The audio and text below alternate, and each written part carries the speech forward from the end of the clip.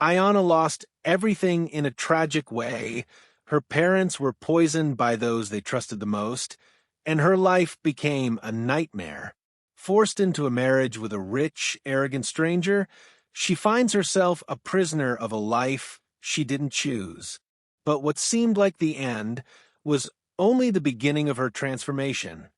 If you love stories of overcoming injustice and redemption, watch until the end.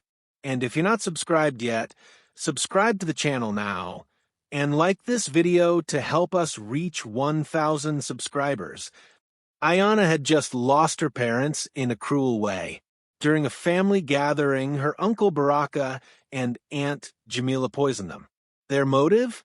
To take possession of all the land and wealth that belonged to her father. That same night, still in tears, Ayana heard from her uncle, "Pack your things. This house is ours now.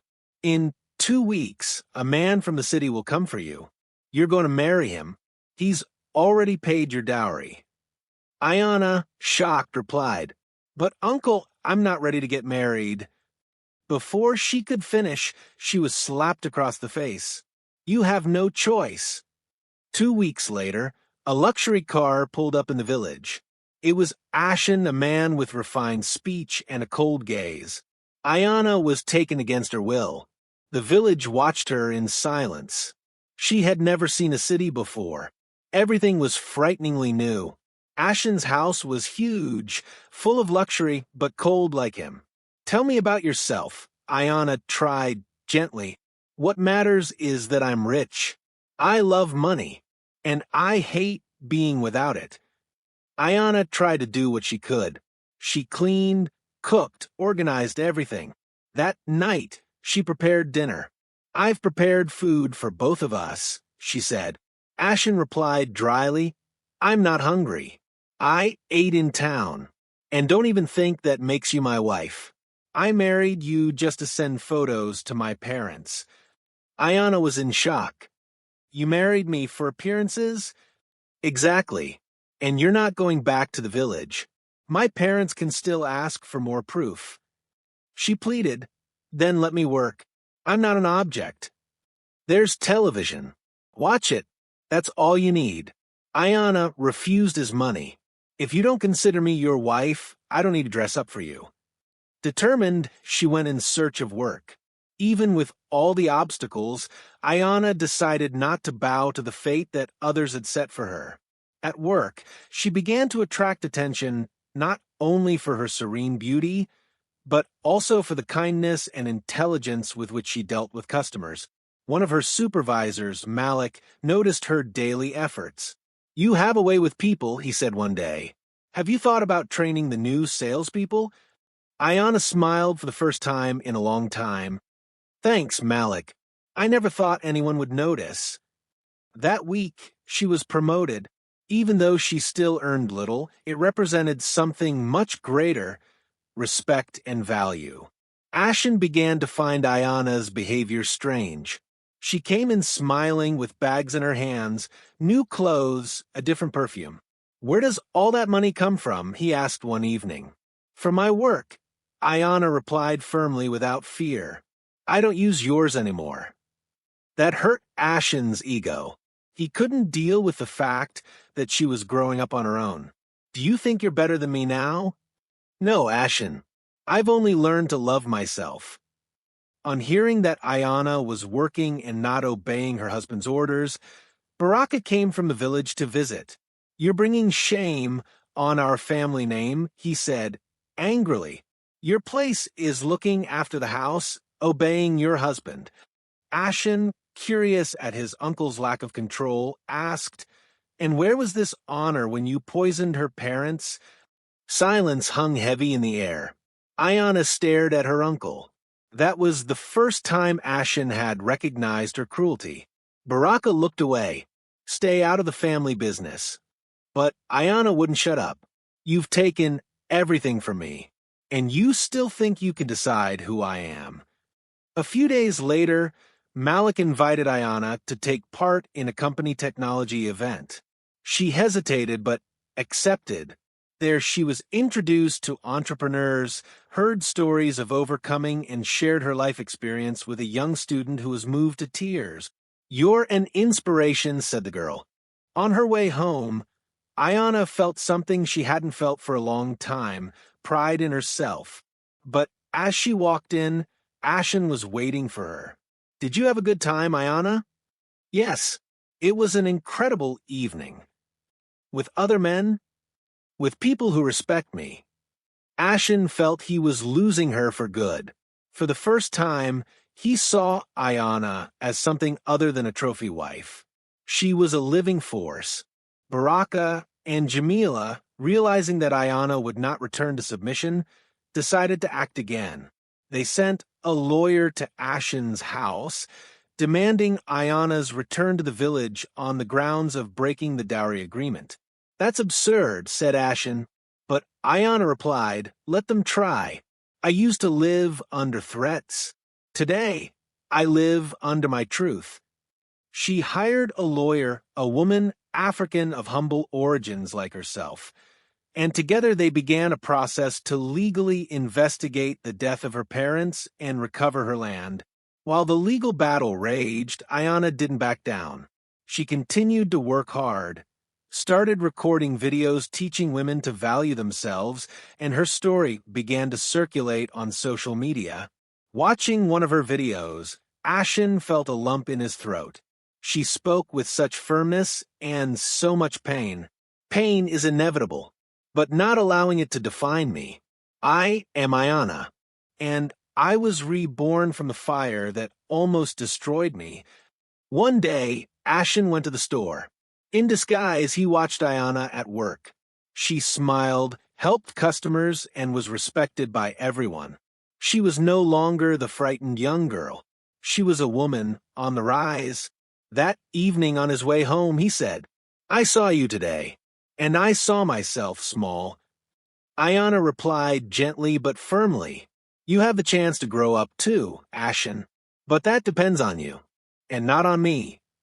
The weeks passed, and Ayana became a respected name within the store. Malik, now regional manager, suggested that she lead a new virtual training project for employees from other branches. "Ayana, what you do here is more than selling. You inspire. Do you want to teach that to more people?" he asked with a genuine smile. She hesitated. It was a big responsibility. But she remembered the little girl who cried when she heard her speak at the event. And she answered, "Yes, I want to." While preparing for the project, Ayana began to have dreams about her parents. Vivid dreams, where her mother sang to her and her father taught her how to plant. In one of these dreams, her mother said, "You are the seed that resisted the poison, child. Blossom." Ayana woke up with tears in her eyes. It was time to do more. Not just for her, but for all the girls like her. A local journalist who had seen one of her videos approached her. "Your case is causing a stir. There are many women living like you did. We'd like to make a documentary." Ashen was disgusted to hear this. "You're going to expose our lives like this?" Ayana replied firmly, "This story is not about you. It's about me, and about all of us." She authorized the recordings. The documentary began to take shape, showing her journey, the injustice she suffered, and the strength she found within herself. As part of the documentary, Ayana returned to the village. Accompanied by the film crew and her lawyer, she set foot for the first time on the land where she was born, now marked by silence and elusive looks. Baraka and Jamila welcomed her with false smiles. But when they saw the cameras, they changed their attitude. "Do you want to embarrass us?" asked Jamila. "You've shamed yourselves, Aunt. I've come to seek justice." As they filmed the old house, the tree where she played as a child, the fields taken over by her uncles, something changed inside her. For the first time, she didn't feel fear. She felt belonging. During the lawyer's investigations, a former employee of the farm was located. He secretly revealed that he had overheard Baraka and Jamila discussing the poisoning plan days before the tragedy. They tried to buy me to keep quiet, but I've never forgotten what I saw, he said on camera. The recording was taken to the public prosecutor's office. The case soon made headlines. Young African woman fights relatives who murdered her parents for inheritance. Ashen, stunned, watched it all happen.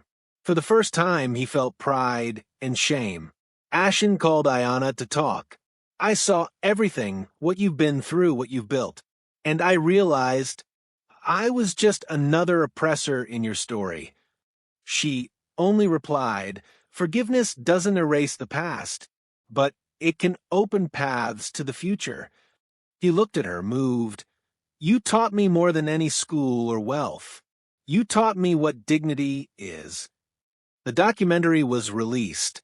In a few days, it went viral. Thousands of comments, messages, and similar stories surfaced. Ayana was invited to radio shows, conferences, and NGOs asked for her help to support other young women in situations of abuse.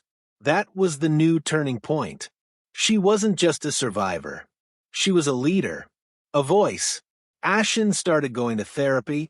For the first time, she faced her own past.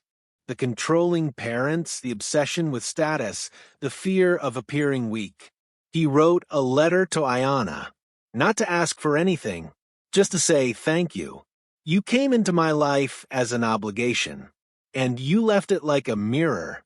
Today, I no longer expect your love. I just want you to know that you helped me change. Baraka and Jamila were arrested on remand. The land was embargoed. The state started repossession proceedings on Ayana's behalf. The day she received the official notification, Ayana cried, not out of sadness, but of justice. You can't give me my parents back, but today you gave me back my voice. Ayana didn't just overcome external enemies, she overcame pain, fear, and the idea that she was worthless. She was reborn. She became a voice, an example, and an inspiration. And you? Do you also believe in the power of transformation? Then leave your like, share this story, and subscribe to the channel. We're on this journey together, towards 1,000 subscribers. Ayana opened an NGO to support women who have been victims of violence and forced marriages. Her story was quoted at international conferences, and young people started writing to her for advice. Ashen, at peace with the past, decided to rebuild her life away from there. She never tried to get in touch again, but her letter of apology was read by Ayana and silently forgiven. The last scene shows Ayana walking through her parents' old plantation, now revitalized, with children running around her. A new generation, free, educated, and full of hope. Narrator. If you like this story, click on the card next to it to see our next video. Subscribe to the channel and help us reach our target of 1,000 subscribers. Your subscription makes all the difference.